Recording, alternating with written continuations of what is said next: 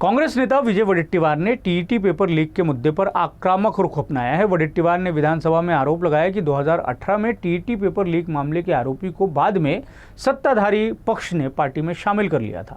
School शिक्षा मंत्री दादा भुसे ने इस पूरी चर्चा को लेकर जवाब भी दिया और बताया कि इस मामले को लेकर एसआईटी बनाई गई है। पण आपल्याला विनंती आहे की यामध्ये सरकारच्या भूमिकेवर आता प्रश्नचिन्ह निर्माण झालाय। हे सर्व घोटाळे काही सरकारच्या पुरस्कृत होत आहेत का अशी चर्चा आहे। म्हणून सरकारने आपली भूमिका ठामपणे इथे मांडली पाहिजे। हे कुणाची चूक आहे याचे धागेदोरे कुठपर्यंत गेले आहेत? हे पेपर या राज्यामध्ये तयार केले का? कदाचित हे पेपर बाहेर राज्यामध्ये गेले असतात।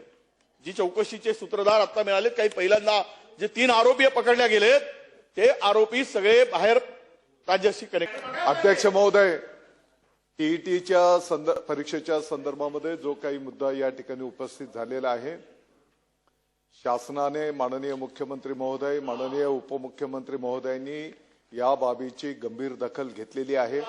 आपल्या सगळ्यांना माहिती आहे की या संदर्भामध्ये एसआयटी पण या संपूर्ण तपासासाठी गठीत करण्यात आलेली आहे आणि आजच चला बसून या घ्या, संदर्भात मंत्री बोलतायत, बसून घ्या आपण। सभागृहामध्ये केलं जाईल। बोलतायत ते